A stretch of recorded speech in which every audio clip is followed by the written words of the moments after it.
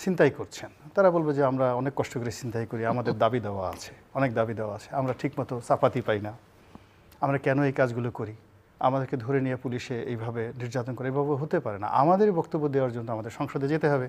ফলে তারাও সেখানে যাবে।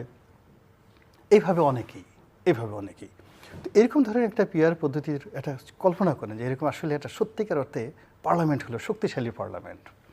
তো সেখানে সমকামীরা 10 জন গেলেন, বিভিন্ন পেশার লোকজন গেলেন।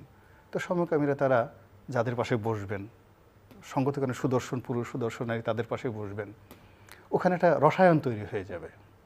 বা যারা সেক্স ওয়ার্কার, তারা যদি যারা মানে ধর্মপরায়ণ, বিভিন্ন ধর্মের যারা গুরু, তাদের পাশে তারা বসতেছেন, বসার পর ওখানে একটা রসায়ন হবে, ওখানে যে সকল কথাবার্তা হবে এটা নিয়ে একটা ইকোনমি তৈরি হবে, বিশাল ইকোনমি। আপনি ধরেন আমাদের বাংলাদেশে যে যখন আমরা ক্রিকেট খেলা খেলছি, এবং ক্রিকেটের একটা ফ্রাঞ্চাইজ করার জন্য